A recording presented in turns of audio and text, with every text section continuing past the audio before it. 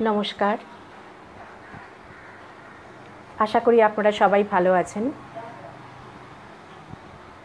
हाँ, आमादेर जे विषय निये आलोचना चलछे, आमार जेटी दायित्व, आजके आमी आबार सेई प्रसंग निये आलोचना करते आपनादेर काछे उपस्थित हयेछि।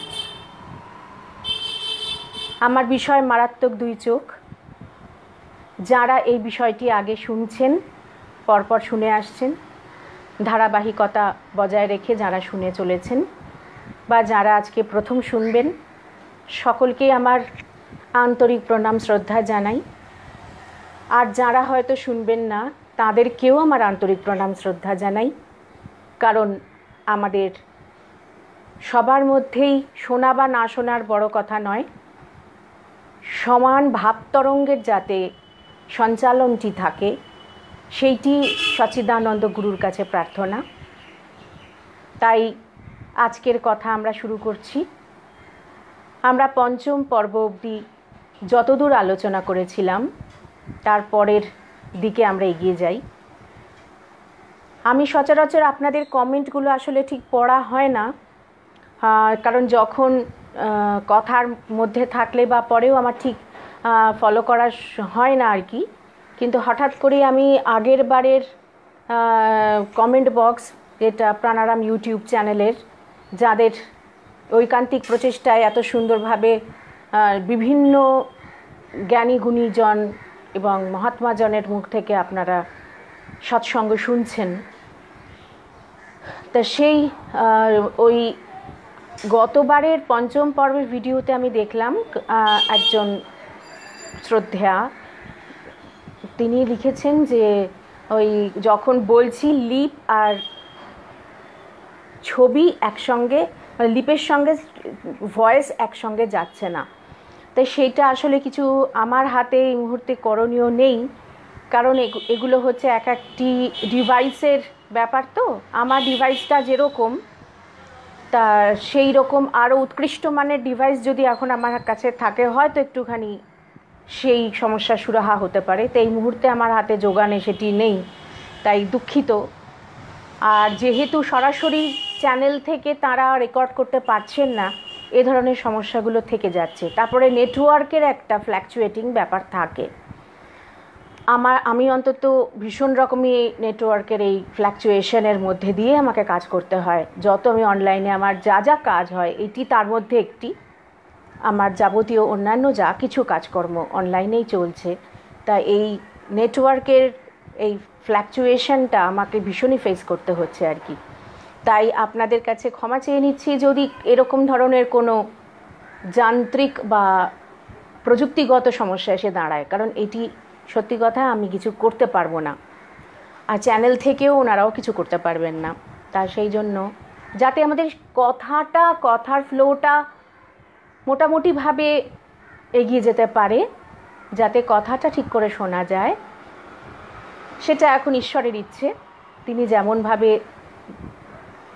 এই এই নেটওয়ার্কের ফ্লোটাও তো সেরকমভাবেই থাকতে হবে, যেমন ভেতরের কথার ফ্লো থাকতে হবে, আবার নেটওয়ার্কের এই ডিস্ট্র্যাকশনটা যাতে কম আসে, সেটাও তাঁর ইচ্ছে।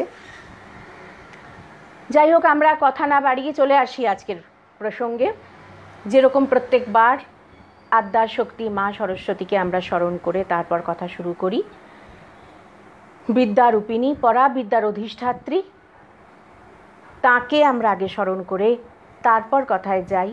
নয়তো মহতের চরিত্র গাথা, জীবন গাথা থেকে আমরা সার তুলে নিতে পারবো না, যদি না শারদাত্রী সরস্বতীর কৃপা আসে। তাই তার কাছে আগে আমরা কৃপা প্রার্থনা করে নিই। কায় মন বাক্যের স্থিরতা, একাগ্রতা প্রার্থনা করে শুরু করছি। या कुन्देन्दु तुषारहार धवलाया शुभ्रवस्त्राव्रता या वीणावरदण्डमण्डितकरा या श्वेत पद्मासना या ब्रह्माच्युतशङ्कर प्रभृतिभिर्देवैः सदा वन्दिता सा मां पातु सरस्वती भगवती निःशेषजाड्यापहा।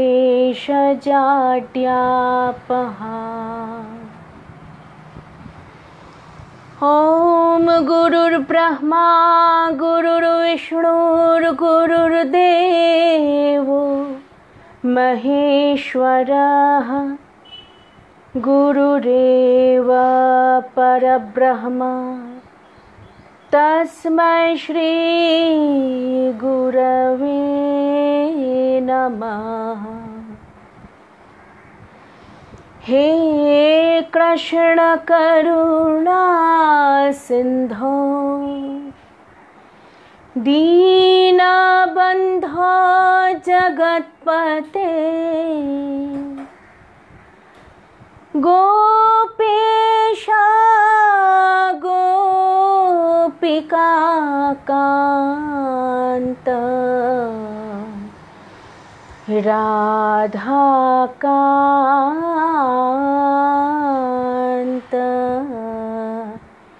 नमोस्तुते। हरिः ॐ तत्सत्। ॐ शान्ति शान्ति शान्तिः। हरिः ॐ तत्सत्। ॐ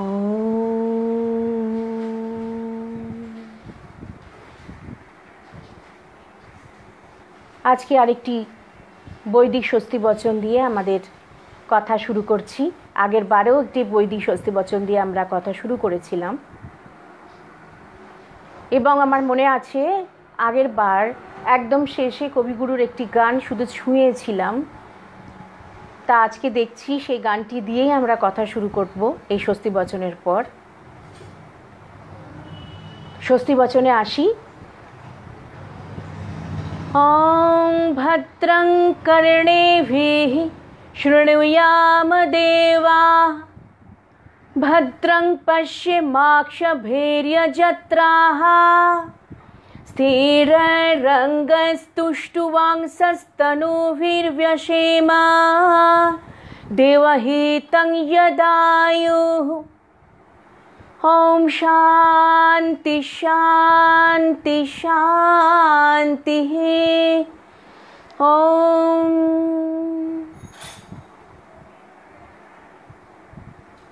আমাদের এই শরীরটির খুব মূল্য রয়েছে।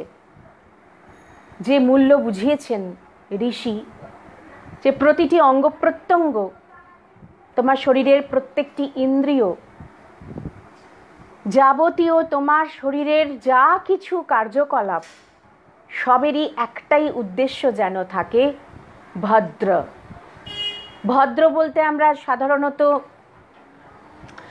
যার মধ্যে শিষ্টতা রয়েছে, সৌজন্যতা রয়েছে, শালীনতা রয়েছে, তাকে আমরা ভদ্র মানুষ, ভদ্রলোক, ভদ্র মহিলা, ভদ্র মহোদয়, ভদ্র মহোদয়া ইত্যাদি বলে থাকি। কিন্তু আসলে ভদ্র এই শব্দটির বৈদিক যে অর্থ সেটি হচ্ছে কল্যাণ। যাবতীয় কল্যাণের জন্য যেন আমার এই শরীরটি উৎসর্গীকৃত থাকে।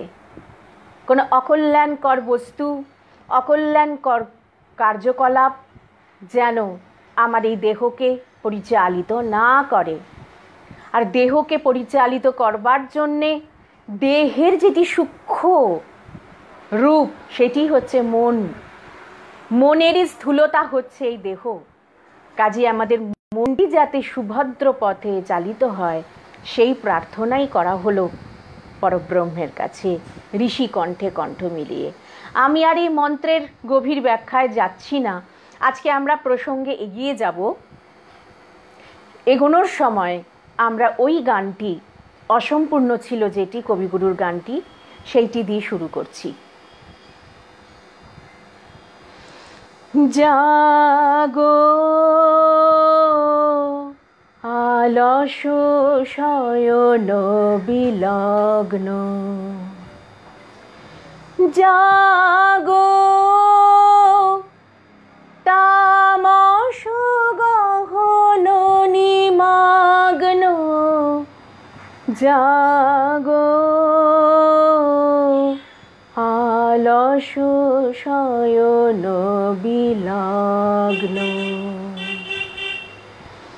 ধৌত করুক করুণারুণ বৃষ্টি সুপ্তি জড়িত যত আবিল দৃষ্টি জাগো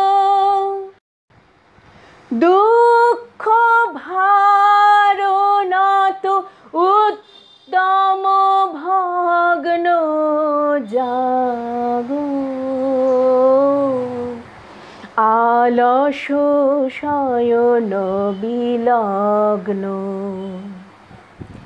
জ্যোতি সম্পদ ভরি দিক চিত্ত ধন প্রলোভন নাশন বিত্ত জাগো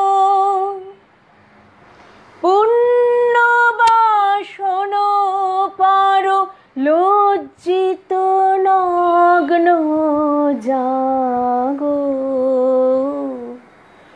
আলস গহন নিমগ্ন জাগো আলস শয়ন বিলগ্ন জাগো তামস গহন নিমগ্ন জাগো আলস শয়ন বিলগ্ন। আমরা যে প্রসঙ্গ থেকে এই গানে এসেছিলাম সেইটি হচ্ছে আমরা সদানন্দ মহারাজজির স্মৃতিচারণ। সেই গুপ্ত মহারাজ হাতরাস স্টেশনের যিনি স্টেশন মাস্টার ছিলেন, যিনি স্বামী বিরজানন্দ কথিত ব্যাখ্যাত সে সূত্র অনুসারে আমরা যার কথায় এই আমাদের প্রসঙ্গের নামকরণ করেছি মারাত্মক দুই চোখ, স্বামী বিরজানন্দজি বলেছিলেন যে গুপ্ত মহারাজ স্বামীজির অর্থাৎ স্বামী বিবেকানন্দের মারাত্মক দুই চক্ষু দেখে আকৃষ্ট হয়েছিলেন। মোহ, এমন চক্ষুর মোহ তাকে মুগ্ধ করেছিল। এই কথা দিয়ে আমরা শুরু থেকে প্রথম পর্ব থেকে এই কথাই আমরা স্তরে স্তরে স্তরে স্তরে এগিয়ে চলেছি। কিভাবে তাদের সাক্ষাৎ, কিভাবে তাদের পারস্পরিক সান্নিধ্য, কিভাবে তাদের পরস্পরের সম্পর্কে গুরু শিষ্যের বন্ধন তৈরি হলো, কিভাবে তাদের অপরের একে অন্যের জন্য অপূর্ব ভালোবাসা, কেমন করে গুরুর সেবা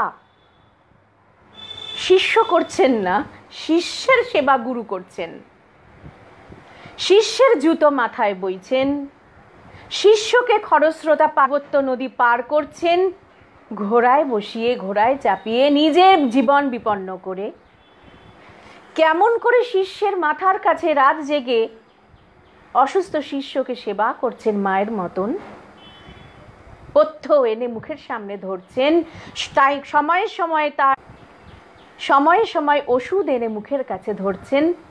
এই সমস্ত কিছু আমরা পর পর পর পর পর পর দেখে যাচ্ছি এবং তার সঙ্গে সঙ্গে দেখলাম যে কিভাবে সে গুরুর আকর্ষণে তিনি অবশেষে গিয়ে পৌঁছলেন কোথায় না বরানগরে, এবং পরবর্তীকালে সেই বরানগরে তিনি যেভাবে গুরু এবং তার সঙ্গে সঙ্গে অন্যান্য মহারাজদের, এবং এটাও আমরা শুনে নিয়েছি যে মহারাজ কথাটি পশ্চিমী, তিনি যেহেতু পশ্চিম দেশীয় অভ্যাসে রীতি অনুযায়ী বড় হয়েছেন, সাধু সন্তদের মহারাজ বলে পশ্চিমী দিকে, ভারতবর্ষের পশ্চিম দিকে ওইভাবেই সম্বোধন করা হয়ে থাকে। তা সেই জন্য তিনিও সেই রকমভাবে সেই চল অনুযায়ী, উত্তর ভারতেও তাই হয়ে থাকে, মহারাজ বলা হয়ে থাকে, তো সেই চল তিনি প্রচলন করেছিলেন। সমস্ত সন্ন্যাসীদের, স্বামীজির গুরু ভ্রাতাদের মহারাজ বলে তিনি সম্বোধন শুরু করেন, এবং সেইটি এখনো পর্যন্ত প্রচলিত রামকৃষ্ণ মঠ মিশনে। তারপর আমরা অনেক ঘটনাই পরপর শুনছি। তিনি স্মৃতিচারণ করছেন, এবং স্মৃতিচারণকালে এক জায়গায় তিনি বলছেন যে কি অদ্ভুত তপস্যা, নিজের চোখে না দেখলে বিশ্বাস হবে না যে এমন তপস্যা চলতো, এত জোর তপস্যা চলতো সেই সময়, যে যারা কিনা স্বামীজি এবং স্বামীজির গুরুভ্রাতারা, তাদের সঙ্গে কিন্তু একই সঙ্গে যারা যারা রয়েছেন, অনেকেই পরিব্রাজনে চলে গেছেন, অনেকেই অজ্ঞাতবাসে সাধনা করছেন বিভিন্ন জায়গায় ভারতবর্ষের। আর যারা সেই মুহূর্তে মঠে ছিলেন, বেশিরভাগ সময় তাদের একে অন্যের সঙ্গে দেখা সাক্ষাৎই হতো না। যে যার সাধনায় মশগুল, তন্ময় হয়ে আছেন। আর শশী মহারাজের দায়িত্ব ছিল তাদের মায়ের মতন করে যত্ন করা। যেইটুকু ভিক্ষান্ন পাওয়া যেত, যা সামান্য রান্না তিনি করতে পারতেন, এক গ্রাস মুখে হতো কি না হতো, সেইটিও তিনি তাদের ধ্যান ভাঙিয়ে, ওরে যা রে ওঠ রে চান কর রে, 2, 2:30, 3টে বেজে যেত। এমনকি এরকম বর্ণনাও পাই যে কোনো দিন বিকেল 4টেও বেজে গেছে, তারা ধ্যানাসন ছাড়েননি, একসঙ্গে ধ্যান হচ্ছে। স্বামীজি যখন ওই দানাদের ঘরে ডাক দিতেন, দানব, নিজেদের দানব বলতেন, এমন উদ্দাম প্রাণ শক্তি, তাই তিনি বলতেন আমরা হলাম দানবের দল, দানাদের দল। আমরা মৃত্যুকে ভয় পাই না, রোগ শোক তাপকে ভয় পাই না, বিপদকে ডরাই না, আমরা হলাম, আমাদের মধ্যে দানবের শক্তি আছে। এইভাবে তিনি ব্যাজস্তুতি করে মজা করতেন, যে নিজেদের মধ্যে ব্রহ্ম তেজকে স্মরণ করবার জন্য প্রতিনিয়ত। যে এত প্রতিকূলতাময় জীবন তখন তাদের, সেই প্রতিকূলতাকে তারা হেসে জয় করছেন। এই সব জীবনের যত কাছাকাছি এই সব লেখনীর মধ্যে দিয়ে থাকা যায়, হাজার বিপদে, হাজার সংকটেও যখনই একটু আত্মবিশ্বাস টলে যেতে শুরু করে, সঙ্গে সঙ্গেই যেন একটা বিদ্যুৎ খেলে যায় যে কি করছি। তাঁরা কি পথ দেখিয়ে গেছেন, তারাও তো আমাদের মতনই রক্ত মাংসের শরীর নিয়ে লীলা করেছেন এবং দেখিয়েছেন কেমন করে এই যন্ত্রণা, সে শারীরিক হোক আর মানসিক হোক, পারিপার্শ্বিক হোক, যে কোনো যন্ত্রণা, যে কোনো প্রতিকূলতা কিভাবে অতিক্রম করে শুধু এগিয়ে চলা যায়। আমরা ব্রহ্মস্বরূপ, এই ব্রহ্মস্বরূপকে প্রতিনিয়ত জাগিয়ে রাখাই হচ্ছে আমাদের একমাত্র কর্তব্য। আর তার জন্যই এই সকল সৎসঙ্গ করা, আর তার জন্যই এই সকল মহৎ জীবনীকে অনুধাবন করা। তা এখন দেখছি যে সেই রকমই একটি ঘটনাতে সদানন্দজি স্মৃতিচারণে বলছেন যে সকালবেলায়, ভোরবেলা স্বামীজি নিজে উঠে পড়তেন সবার আগে, আর তিনি গান গাইতেন, জাগো জাগো সকলে অমৃতের অধিকারী। এই গান গেয়ে সকলকে ঘুম ভাঙাতেন। আর সেই প্রসঙ্গেই আমরা এই কবিগুরুর গানটি গেয়েছিলাম আগের দিন। এবং তারপর তারা যার যার মতন উঠে পড়ে কাজ শুরু হতো কি না, তারা তাদের সকালবেলার একটাই কাজ ছিল, একসঙ্গে বসে শাস্ত্র অধ্যয়ন, একসঙ্গে বসে বিভিন্ন শাস্ত্রীয় বিষয় নিয়ে বার্তালাপ, থট এক্সচেঞ্জ, নিজেদের চিন্তা ভাবনা পরস্পরের মধ্যে আদান প্রদান, তার সঙ্গে হচ্ছে ধ্যান। এই বিদ্যা চর্চা ওই দানাদের ঘরে চলতে থাকতো। এবার যখন ধ্যানে তারা ডুবে যেতেন, আর তাদের তোলা খুব মুশকিল হয়ে পড়তো। শশী মহারাজ এসে তাদের টেনে টুনে তুলে স্নান করতে পাঠাতেন, তারপর খাওয়াতেন, আর অবশেষে নিজে খেতেন। সদানন্দ বলছেন, আমি অবাক হয়ে দেখতাম, এরা এর বাইরে পরস্পরের সঙ্গে কিন্তু কথাবার্তা সেরম বলতেন না, মৌন, যে যার ভাবেতে ডুবে আছেন। আর এমন তাদের তপশ্চর্যা, তারা ওই সন্ধেবেলাও হয়তো একসঙ্গে বসে পড়তেন, বসে একসঙ্গে ভজন কীর্তন করতেন, নাম গান করতেন। ঠাকুরের আরতি হয়ে যেত, তারপর তারা আবার সব সাধনে বসে যেতেন। কি অদ্ভুত জীবন ছিল তাদের, শুধুমাত্র আত্মজিজ্ঞাসা, নিজেকে চিনে নেওয়ার প্রচেষ্টা ছাড়া আর কিচ্ছু নেই। তাই কবিগুরুর গানের মধ্যে আমরা আসল কথাটি সঞ্চারী পর্বে পেলাম, জ্যোতি সম্পদ ভরি দিক চিত্ত, ধন প্রলোভন নাশন বিত্ত জাগো। আমাদের যে উত্তরোত্তর শুধু আকাঙ্ক্ষা, শুধু লোভ, এটি আমাদের সে আগের দিন আলোচনা করছিলাম অ্যাটাচমেন্ট আর অ্যাভারশনের দিকে নিয়ে যায়। অ্যাডভার্সিটি হচ্ছে আমাদের বিদ্বেষ।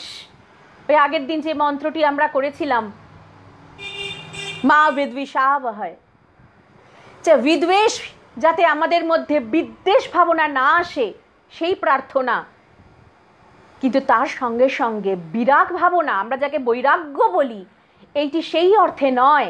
রিনাউন্সিয়েশন অন্য জিনিস, অ্যাওয়েকেনিং হচ্ছে রিনাউন্সিয়েশন, যে আমার নিজেকে জানতে হবে আর কোনো দিকে তাকালে চলবে না, আমার জীবনের প্রতিটি মুহূর্ত দামি, আমার শরীরের প্রতিটি অঙ্গ প্রত্যঙ্গ মূল্যবান, একে আমার ঠিক কাজে, যথার্থ কাজে, মনুষ্য জন্ম সার্থক করতে হবে, আমাকে কাজে লাগাতে হবে। এইটি হচ্ছে রিনাউন্সিয়েশন।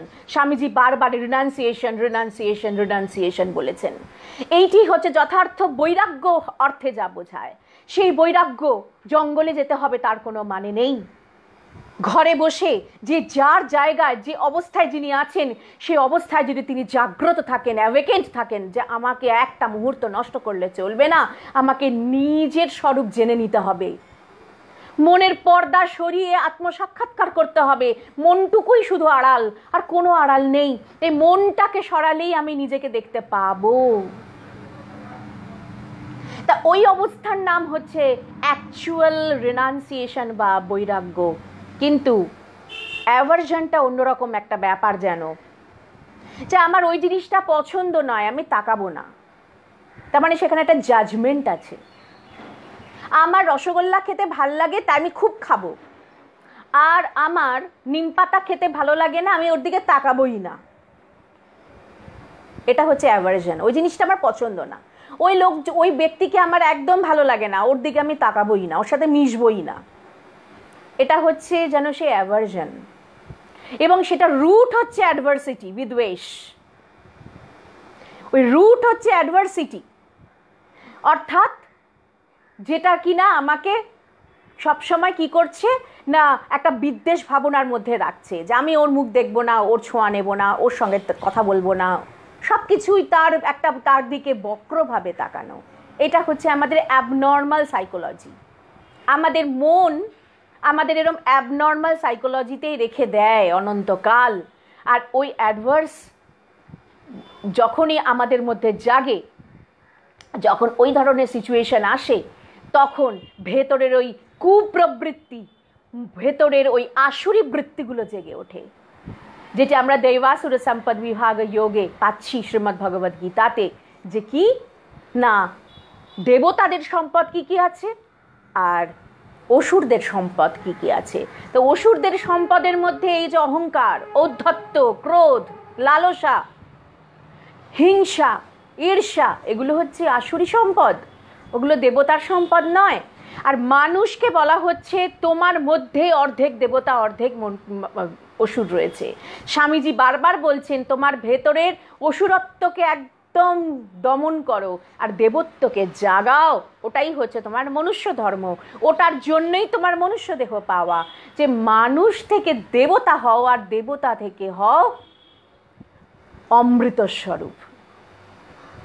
মনুষ্যত্ব থেকে দেবত্বে উত্তীর্ণ হও আর দেবত্ব থেকে অমৃতত্বের অধিকারী হও। ওই জন্যই তিনি গাইতেন জাগো জাগো সকলে অমৃতেরও অধিকারী। তখন লোভ নামক বস্তুটি হচ্ছে এক সাংঘাতিক আমাদের মনের বন্ধন। রিপুদেরকে সর্বতভাবে নিয়ন্ত্রণ অর্থে নজরে রাখতে বলা হয়েছে। আর ঠাকুর তো আরো সোজা করে দিলেন, রিপু আছে থাক, কাম ক্রোধ লোভ মোহ মদ মাৎসর্য সব থাক, কিন্তু মোড় ঘুরিয়ে দে, মোড় ফিরিয়ে দে। যেটি বস্তুর দিকে বিষয়ের দিকে যাচ্ছে সেটির মোড় ওই এক ঈশ্বরের দিকে করে দে। ঠাকুর তো সোজা করে দিলেন। কাম মানে ডিজায়ার, যদি প্রচণ্ড তীব্র চাহিদা থাকে তাহলে ঈশ্বরকে চা, ক্রোধ যদি আসে, হ্যাঁ ওইখানে ক্রোধ আসুক যে আমার সাধনায় বিঘ্ন হচ্ছে, বা আমি এখনো মন দিয়ে ঠিক মতন আমার জায়গাটায় আমি থাকতে পারছি না, ক্রোধ ওখানে সঞ্চার করো। ওই রকম অবস্থাতে নিজেকে আরো অন্তর্মুখী করবার জন্য সে ক্রোধ নিজের ওপর প্রকাশ করো, যে কেন আমি আমার এরকম ভাবে সময় অপচয় করছি, বা কেন আমি আজে বাজে দিকে মন লাগানোর চেষ্টা করছি, কেন আমি সচেতন হচ্ছি না। নিজেকে শাসন করো সে ক্রোধের দ্বারা। লোভ যদি থাকে একমাত্র সৎসঙ্গের লোভ রাখো। যে সঙ্গ, যে সৎসঙ্গ শুধুমাত্র ওই এক যিনি আমার লক্ষ্য, তার যে আমার ভালোবাসার সম্পদ, একমাত্র আত্মার আত্মীয়, শুধু তার সঙ্গে আমাকে জুড়ে থাকতে নিরন্তর অনুপ্রেরণা দেয়, সেই সাধুর সঙ্গে লোভ থাকুক। মোহ যদি থাকে ওই একমাত্র তার রূপেতে মোহ থাকুক, তার গুণ তার লীলা কথায় মোহ থাকুক। তো এই মোহ রাখো, কোনো অসুবিধে নেই। যেমন আমরা শুনেছি যে স্বামীজির ওই মারাত্মক দুই চক্ষু মুগ্ধ করেছিল গুপ্ত মহারাজকে, অর্থাৎ স্বামী সদানন্দকে, যে প্রসঙ্গে আমাদের কথা এগোচ্ছে। স্বামীজির পদপ্রান্তে এই আকর গ্রন্থ থেকে। তা এই হচ্ছে মোহ। মদ, অহংকার, ঠাকুর বলছেন যদি অহংকার রাখতেই হয়, আমি তো যাবে না সচট করে, তো এক চলে গেলে তো হয়েই গেল, তা থাক শালা, দাস আমি হয়ে থাক, যে আমি সচ্চিদানন্দের সন্তান, আমার আবার কিসের ভয়, আমি ব্রহ্মস্বরূপ, আমার আবার কিসের ভয়, আমি কোন রকম মনের দাপটকে ডরাই না। মন আমাকে কাম, ক্রোধ, লোভ, মোহ, মদমাৎসর্য ওই বহির্জগতের দিকে নিয়ে যাচ্ছে, আর ওই অ্যাটাচমেন্ট, অ্যাভারশন বা অ্যাডভার্সিটির দিকে নিয়ে যাচ্ছে আমাকে, আমি ওই সব দিকে তাকাবই না, পাত্তাই দেব না, আমি গুরুত্বই দেব না। কেননা আমি হলাম বীর, বীর শ্রেষ্ঠ, আমি কাউকে ভয় পাই না। আমাদের ভেতরেই তো ওই শত্রুগুলো বসে আছে না, ইনার ডেমন, কাজে তাদেরকে ভয় পাই না যে তারা আমাকে বারে বারে বারে বারে বিচলিত করবে। বিচলিত করতে আসবে, আসুক, আছেন তো তিনি, তিনিই সব ঠিক করবেন, আমার কিসের চিন্তা।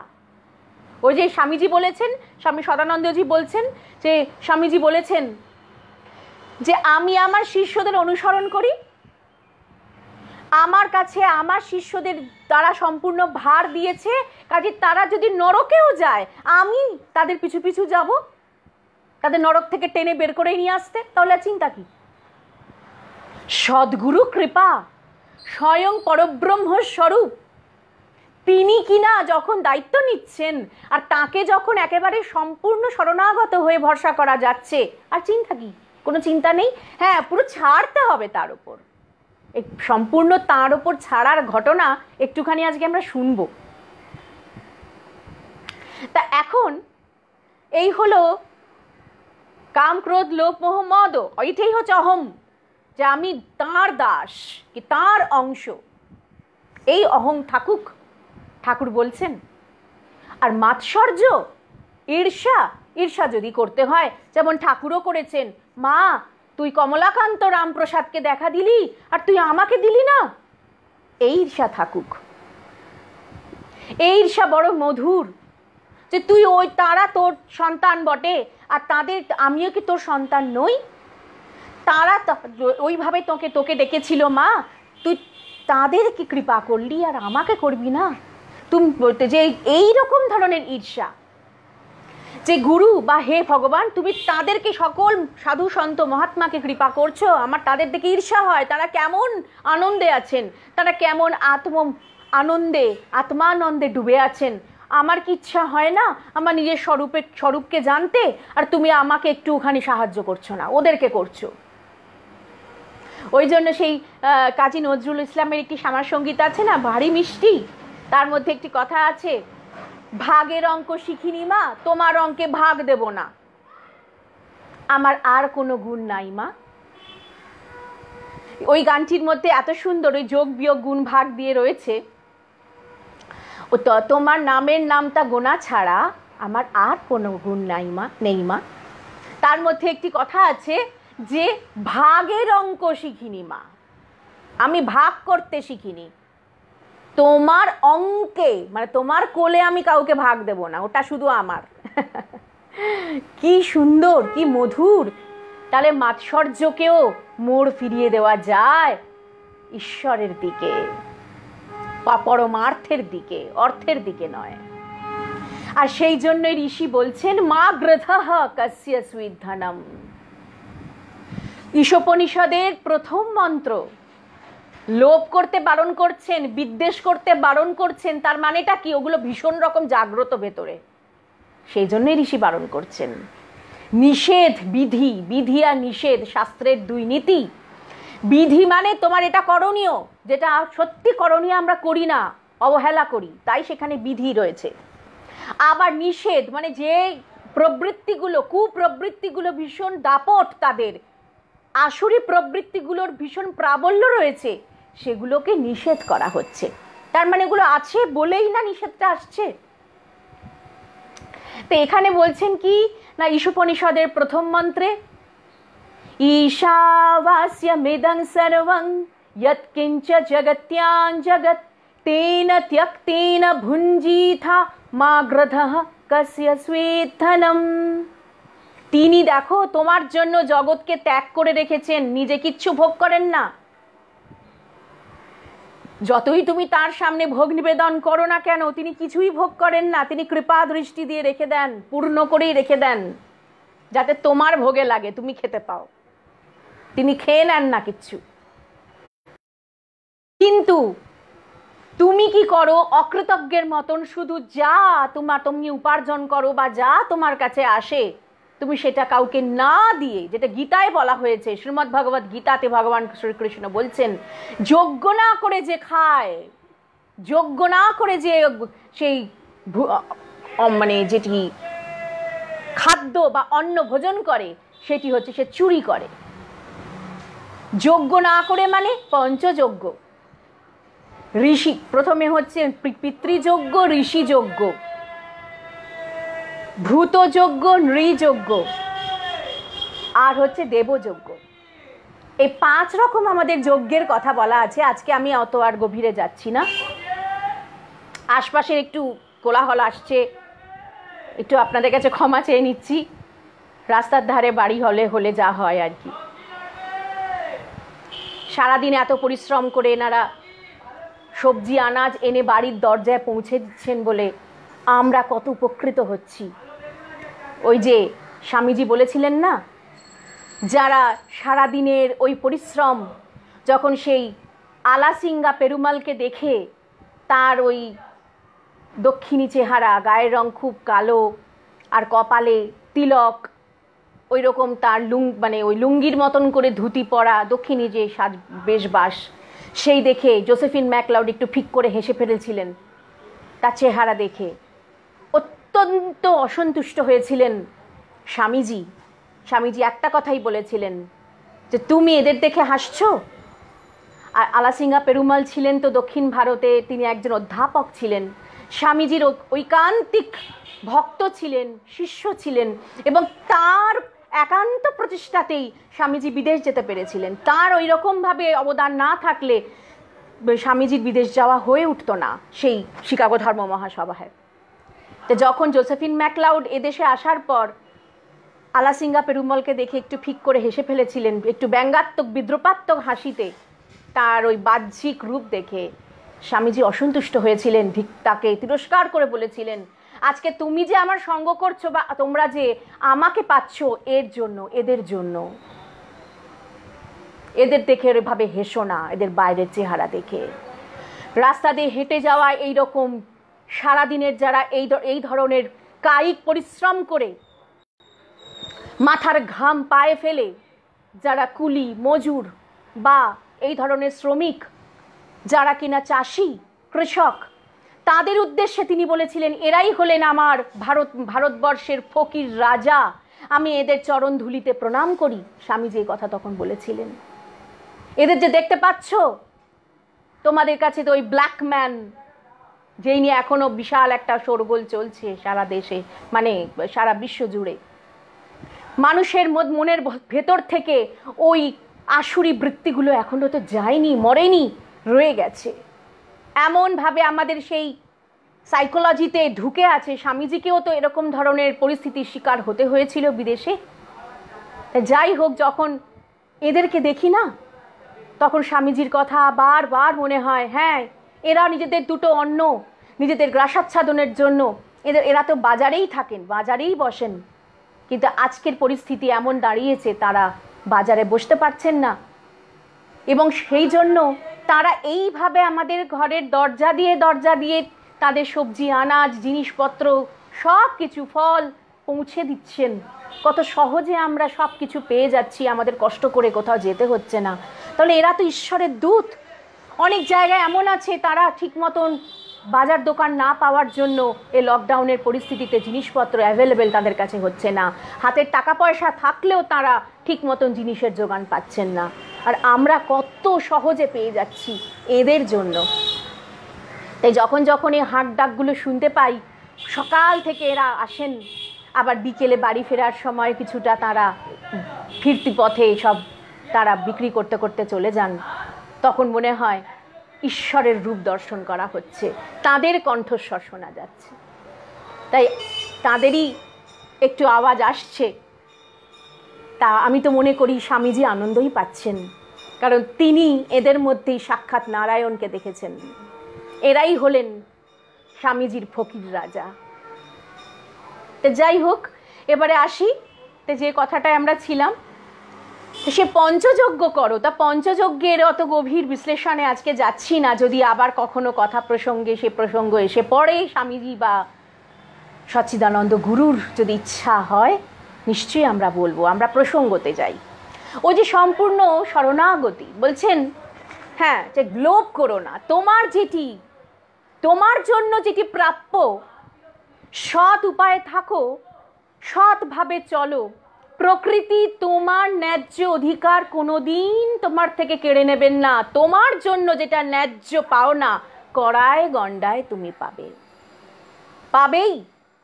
যেটি তোমার প্রাপ্য নয়, তুমি এক চুলো পাবে না। আর যেটি তোমার প্রাপ্য, সে প্রাপ্য থেকেও তুমি বঞ্চিত হবে না, কিন্তু তুমি দিয়ে নিতে শেখো। যোগ্য আর কিছুই নয়, দাও আগে, প্রাপ্তির আশা ছেড়ে আগে উৎসর্গ করো, দেখবে যোগ্য ফল তুমি আপনিই পাবে। আর সবার আগে সে যোগ্য ফল কি জানেন তো? সে হচ্ছে প্রসন্নতা। আর এই প্রসন্নতাই হচ্ছে প্রসাদ। এই যে আমার ঠিক পশ্চাৎ দেশেই এই দিকে যাকে দেখা যাচ্ছে, তিনি হলেন আমার পরম গুরুদেব স্বামী নারায়ণ তীর্থজি। তার বাণীতে পাই, তিনি বলছেন যে যদি দেখো 10টা টাকা চুরি হয়ে গেছে বা হারিয়ে গেছে, মন তোমার খারাপ হতে পারে। দেওয়ার অভ্যেস করে দেখো।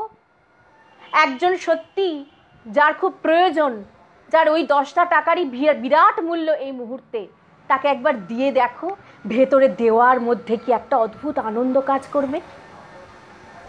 দেবার মধ্যে যে আনন্দ আছে, সেইটি হচ্ছে যজ্ঞের প্রসাদ। প্রসাদ মানে শুধুমাত্র কলাটা, মূলোটা আর ওই খিচুড়িটা আর সন্দেশটা নয়। প্রসাদ হচ্ছে এই ভেতরের প্রসন্নতা।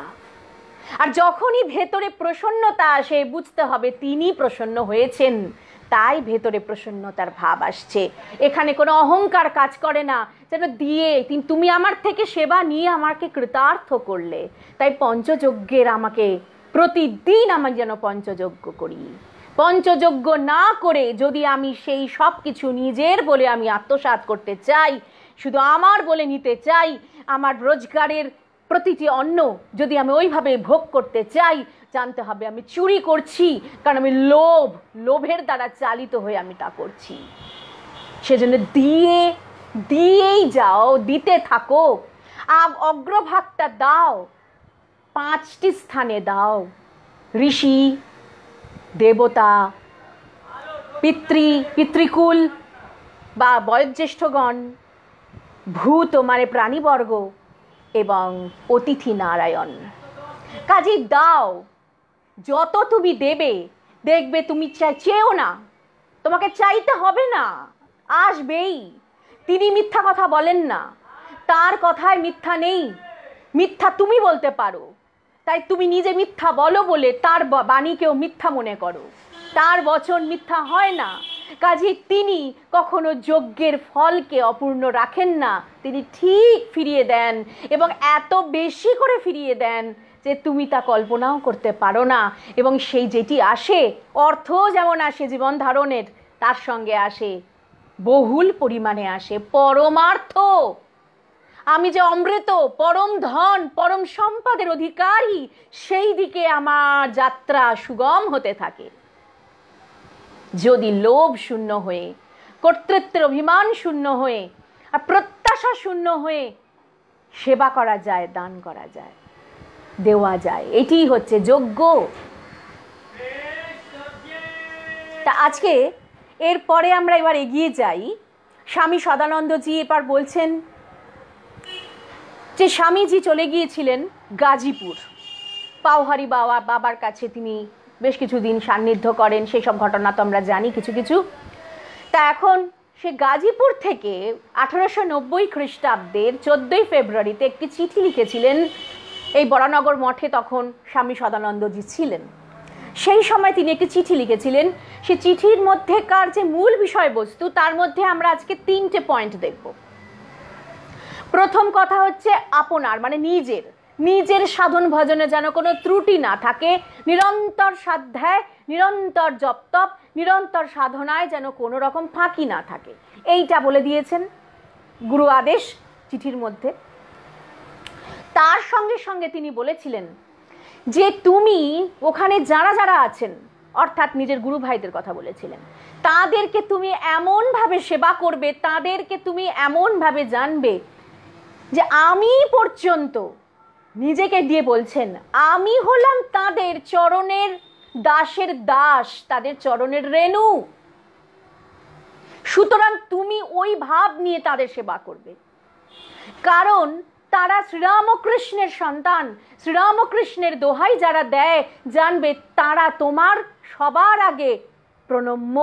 কাজেই আমিও তাদের চরণের দাসের অনুদাস। কি অবস্থা দেখুন, স্বামীজির ভাবটিকে দেখুন, আমরা সেটাই আমাদের দেখতে হবে। কি সাংঘাতিক রকমের অভিমান শূন্যতা, আর কেমন অভিমান শূন্যতার শিক্ষা দিচ্ছেন নিজে হাতে করে নিজের শিষ্যকে। এক তো তিনি সেবা ধর্ম শিখিয়েছেন, নিজে শিষ্যের জুতো মাথায় বয়ে তিনি দেখিয়েছেন সেবা কেমন করে করতে হয়। গুরু যদি শিষ্যের জুতো মাথায় বইতে পারেন, তার মানে কিরকম অভিমান শূন্য হলে, কেমন অহংকার শূন্য হলে, কেমন নিজের সেই পদাধিকারের মোহশূন্য হলে তবে এমন অকৃপণভাবে ভালোবাসা যায়। এটি হচ্ছে সেবা। এটি সে সেবা ট্রেনিংটা যেমন দিচ্ছেন, নিজের শিষ্যকে দিয়েছেন। এবারে চিঠিপত্রের মধ্যে তিনি বলছেন, চিঠির মধ্যে, যে তাদেরকে, যাদেরকে তুমি দেখছো চোখের সামনে, তাদের তুমি এমনভাবে সেবা করবে, জানবে আমিও তাদের চরণের দাসের অনুদাস। তার মানে বুঝতে হবে আমার গুরু যাদের চরণের দাসের দাস, তাহলে তো আমার সবার আগে কর্তব্য যে সত্যি সত্যি তাদেরকে একেবারে ঈশ্বর জ্ঞানে সেবা করতে। এইটাই তিনি বোঝাতে চেয়েছেন।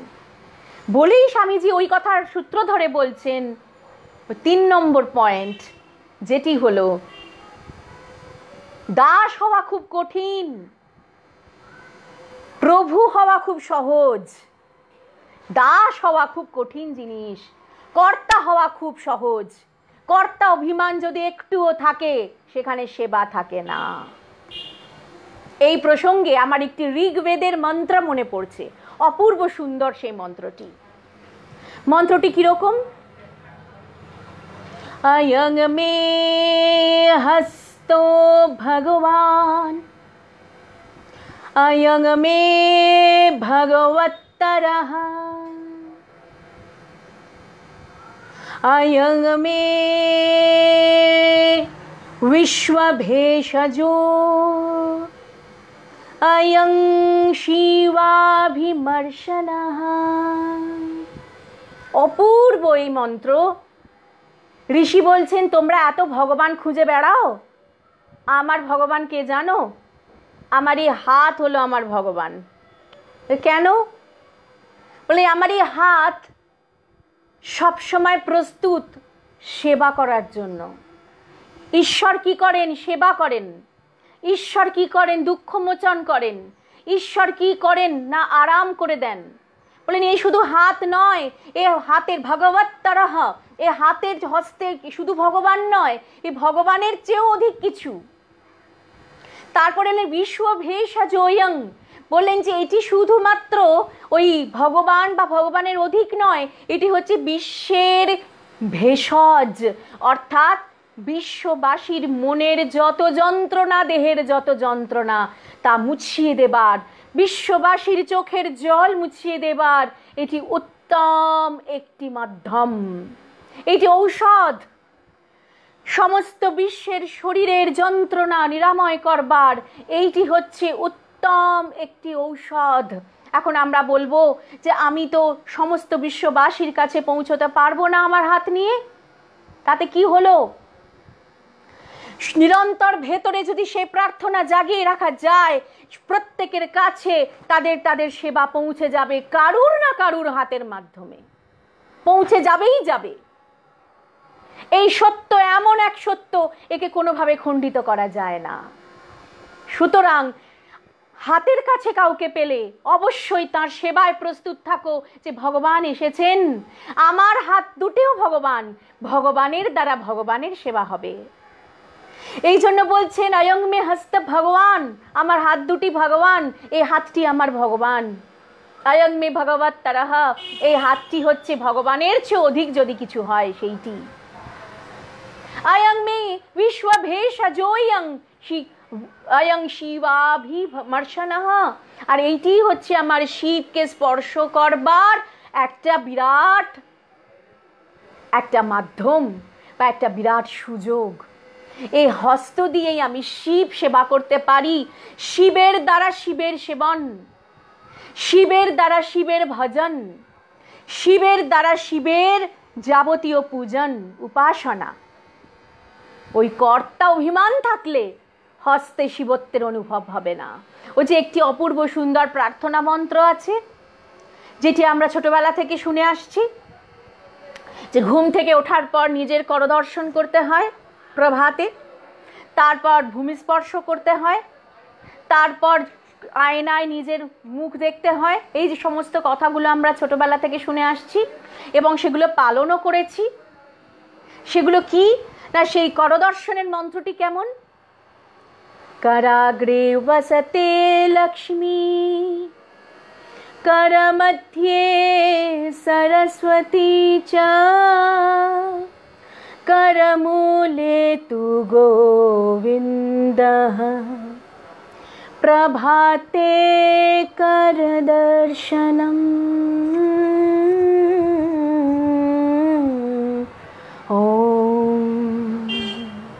বলেন कराग्रे, এই কর বা হাতের একদম অগ্রভাগে রয়েছেন লক্ষ্মী, করমধ্যে মানে করের মাঝখানে রয়েছেন সরস্বতী, করমধ্যে সরস্বতী চ, করমূলে তু গোবিন্দ। আমার করমূল, এই যে রিস্ট, এইখানে রয়েছেন, এখান থেকে হাতের কাজ করার শক্তিটা হয় তো রিস্টের থেকে, কর্মশক্তি রয়েছেন গোবিন্দ। প্রভাতে করদর্শনম, হস্তকে দর্শন করো, এই হাত দুটি ভগবান। করাগ্রে রয়েছেন লক্ষ্মী, করমধ্যে সরস্বতী, করমূলে গোবিন্দ। অর্থাৎ গোবিন্দের শক্তি, সেই শক্তির সাহায্যে আমার হাত যেন লক্ষ্মী পথ আর সরস্বতীর পথ ধরে চলে। আমার প্রতিটি কর্মে আমি যেন এক লক্ষ্যে স্থির থাকি। তিনি হলেন ব্রহ্ম বা সুভদ্র। ওই যে ভদ্রং কর্ণেভিঃ শৃণুয়ামদেবা, যেটি আমরা প্রথমে স্বস্তি বচন করেছিলাম।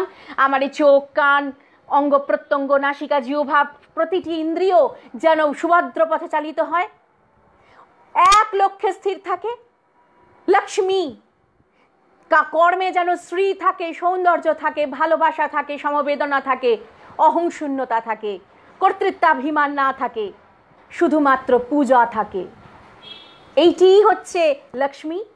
সরস্বতী চ মধ্যে, এই আমার হস্তের মধ্যে, সে কর্মের মধ্যে যে শক্তি, সে কর্মের মধ্যে যেন পরাবিদ্যা আসে, এই কর্মের দ্বারা যেন আমি অহংকারের বন্ধনে বদ্ধ না হয়ে যাই, ওই অ্যাডভার্স না হয়ে অ্যাডভার্সিটি বা ওই অ্যাভার্জন, আমি এর মুখ দেখবো না ওরম ভাবো নেই, এই মুখ আমার দেখতে ইচ্ছা করে না, আমার রাগ হয়, ওটাও নয়। আবার হচ্ছে ওই জিনিসটা আমার ভীষণ পছন্দ, ওর পেছনে আমাকে ছুটতে হবে, তাও নয়। No running, no chasing, no chasing after something or no running from something. Running from something হচ্ছে ওই অ্যাভার্জন থেকে বা ওই অ্যাডভার্সিটি থেকে আসছে, আর চেজিং আফটার সামথিং হচ্ছে অ্যাটাচমেন্ট থেকে আসছে। কোনোটাই নেই। আমার কাজ আমার অবস্থায় স্থিত থেকে আমি শুধু আমার কাজ করে যাব। আমার হাতে যেইটুকু ডিউটি, স্বামীজি বলছেন কর্তব্য বলে কিছু নেই, ডিউটি বলে কিছু হয় না, সবটাই ভালোবাসা, সবটাই সেবা। কর্তব্য বললে কি হয়, বড্ড ব্যাপারটা মেকানিক্যাল, বড্ড টেকনিক্যাল হয়ে যায়, তার মধ্যে ভালোবাসা থাকে না। কিন্তু সেটার মধ্যে যদি এই যে যেমন এই কাজটি এই মুহূর্তে করছি, এই কাজটি আমার কাছে মনে হবে, যদি মনে হয় এটাই একটা আমাকে, আমি সেবা বা আমি একটা পূজার সুযোগ পেয়েছি। কেউ শুনছেন কি না শুনছেন আমার বড় কথা নয়, একজনও যদি আপনাদের মধ্যে এখন না শোনেন বা কেউ না শোনেন, আমার কিচ্ছু আসে যাবে না। কিন্তু জানবো আমার অন্তরে বসে অন্তর্যামী তো শুনছেন, তিনি আমাকে এই কাজটি দিয়েছেন এই মুহূর্তে, কাজে এই কাজটি আমাকে সুচারুভাবে তার দেওয়া শক্তিতে ওই লক্ষ্মী পথে, সারস্বত পথে, আর মূলে তিনি রয়েছেন, তাকে স্মরণে রেখে কর্তৃত্বের অভিমান বিসর্জন দিয়ে আমাকে শুধু কাজটুকু করে যেতে হবে। কর্মের জন্যে কর্ম করা। তো এই ভাব নিয়েই হচ্ছে আমাদের প্রতিনিয়ত কোনো আউটকামে অ্যাটাচড না হয়ে, কি কাজটা করে কি পাবো, কি ফলাফল হবে, সেই দিকে নজর না রেখে শুধুই কাজটুকুতে সম্পূর্ণ আত্মনিবেদন করা। এইটি হচ্ছে এই করদর্শনের মহিমা, আমার হাত দুটির মহিমা। কাজেই কর হচ্ছে কর্ম। ওই জন্য মা জগদম্বা আদ্যাশক্তি মহাকালী, তার কোমরেতে যে দেখা যায় কি না, হস্তের বসন পড়ে আছেন। আমাদের সমস্ত কর্ম যদি তাকে উৎসর্গ করি, সব কর্মফল সেইখানে পৌঁছে যায়, কোনো কর্মফল আমাদের আর বন্ধনগ্রস্ত করতে পারে না। কাজেই আমরা আজকে এবারে এখানে ধীরে ধীরে কথার বিরামের দিকে যাচ্ছি। আর শরণাগতি প্রসঙ্গে অপূর্ব সুন্দর কিছু ঘটনা আছে, যেটি আজকে আর আমার বলার সময় হবে না, কারণ 1 ঘন্টা হতে যাচ্ছে আমার 1 ঘন্টা সময়। তো সেইটি আজকে তো 6ষ্ঠ পর্ব হলো, যদি তাঁর ইচ্ছা হয় তাহলে আমরা আগামী পর্বে ওই বৃহস্পতিবার সেই বিষয় নিয়েই আলোচনার চেষ্টা রাখব। তা অবশেষে আরেকটি ঘটনা বলি, যেটি হচ্ছে, দেখুন, আপনি আচরি ধর্ম অপরে শিখায়। কে না, গুরু, যিনি আচার্য, প্রকৃত আচার্য, তিনি নিজে আচরণ করেন, তারপর শেখান। শুধু শুকনো জ্ঞান তিনি দেন না, কটা পুঁথি শাস্ত্র পড়ে কিছু ইনফরমেশন নিয়ে তিনি কিছু বলেন না। যেটি তিনি নিজে জীবনে আচরণ করেন, যেটি উপলব্ধি করেন, তিনি সেইটিই বলে থাকেন। তা আমরা আজকে দেখি ওই রকমই কথা। একটু আগে আমরা ওই 14ই ফেব্রুয়ারি 1890 সালে লেখা চিঠিটা গাজীপুর থেকে সদানন্দজিকে আমরা দেখেছি। 3টে মেইন পয়েন্ট, গোটা চিঠিটা তো পাঠ করলাম না, বা ওটা দিয়ে আমার এই মুহূর্তে আমরা দেখার দরকার নেই, আমার যদ্দূর মনে হচ্ছে এইটাই 3টেই শিক্ষা আমাদের নিতে হচ্ছে।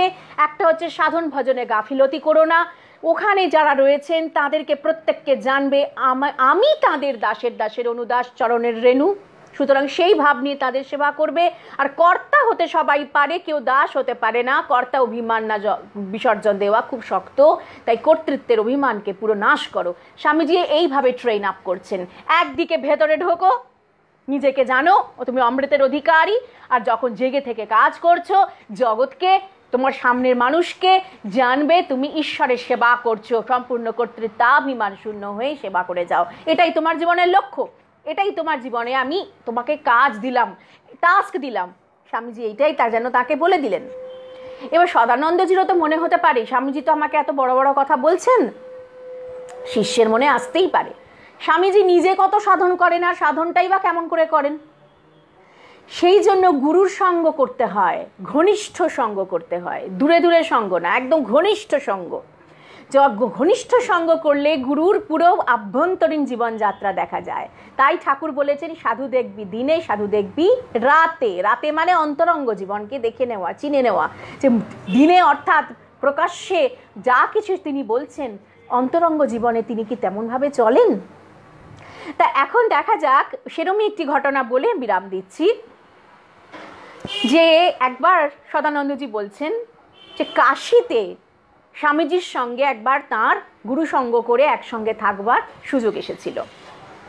সেখানে একটি ওই পুরনো পরিত্যক্ত বাড়ি, স্বামীজি তো ওই ধরনের পুরনো পরিত্যক্ত বাড়ি যেখানে একদম সেই বট অশ্বত্থ পাকুড় গাছের জঙ্গল হয়ে গেছে, ঝুল হয়ে গেছে, মাকড়সার জাল হয়ে গেছে, পোকামাকড় হেঁটে বেড়াচ্ছে, সাপ খোপের বাসা, সেরকম জায়গায় নির্বাচন করতেন, একদম লোকালয়ের বাইরে, যাতে তার ওখানে সাধন ভজন ভালো হয়, একান্তে থাকতে পারেন।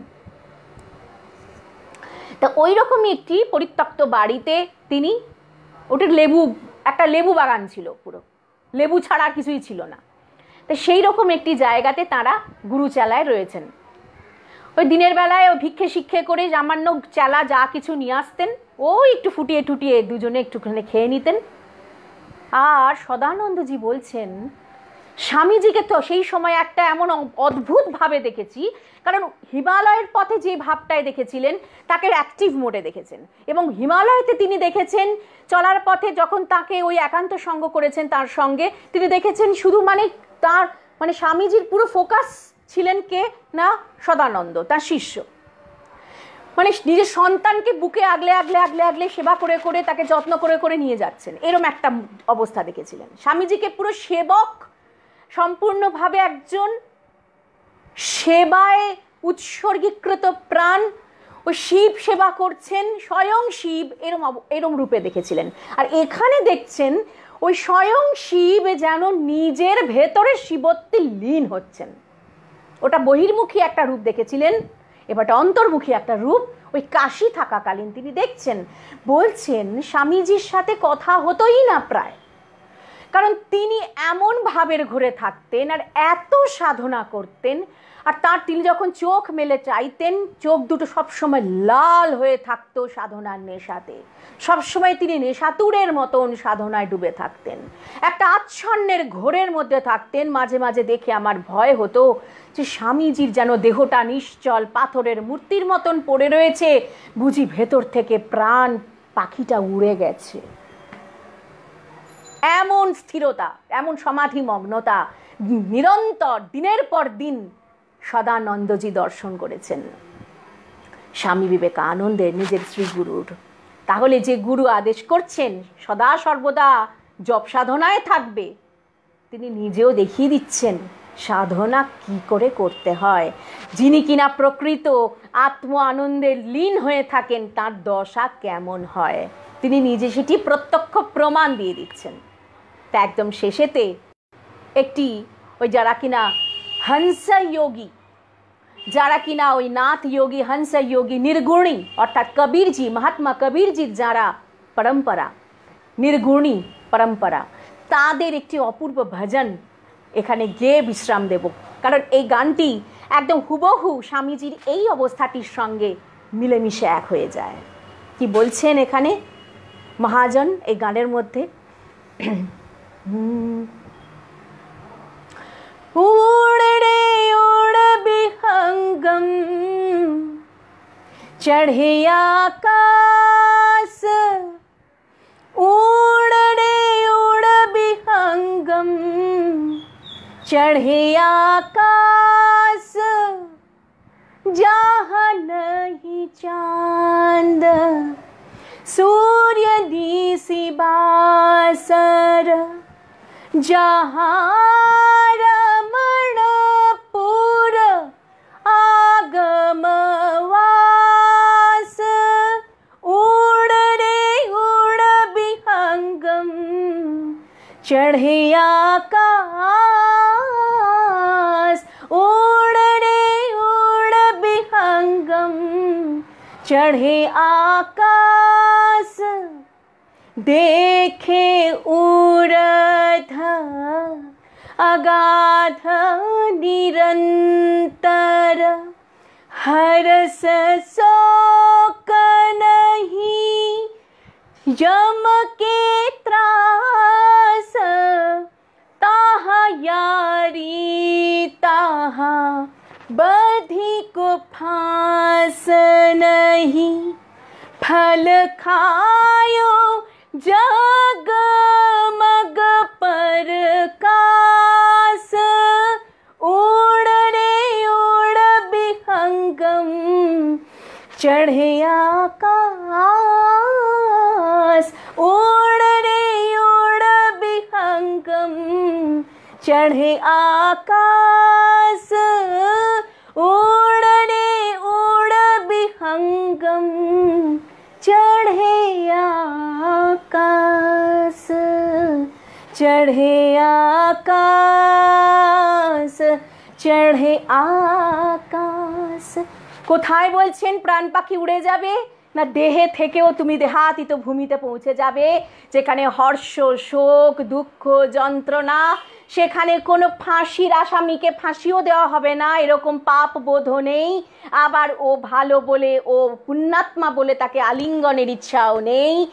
আবার সেখানে চন্দ্র নেই, সেখানে সূর্য নেই, সেখানে এই পার্থিব জগতের মনোজগতের কোনো মালিন্যের স্পর্শ নেই। ওইটি তোমার নিজের ভূমি, ওটি হচ্ছে রমণপুর, অর্থাৎ আনন্দপুরী। রমণ মানে আনন্দ, তুমি হলে সে আনন্দপুরীর অমৃতপুরের বাসিন্দা।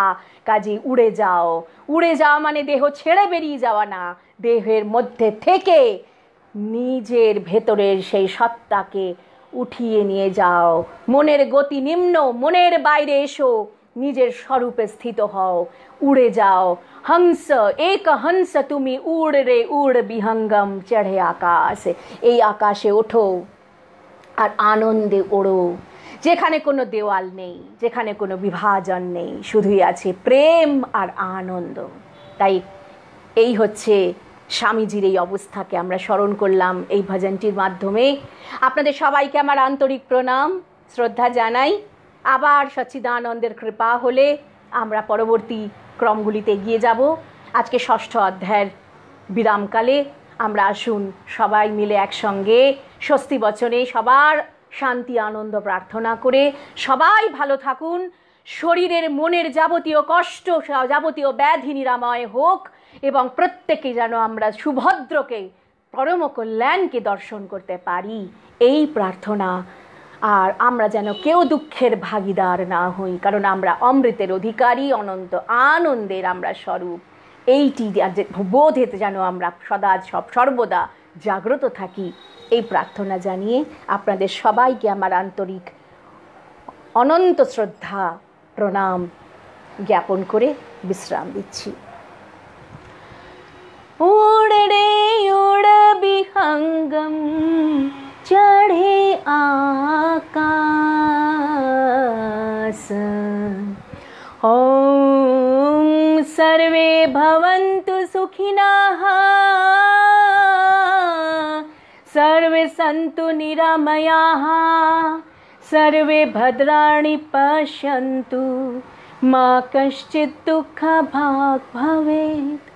ओम पूर्णमदः पूर्णमिदं पूर्णात् पूर्णमुदच्यते, पूर्णस्य पूर्णमादाय पूर्णमेवावशिष्यते। हरिः ओम तत्सत्। ओम शांति शांति शांति।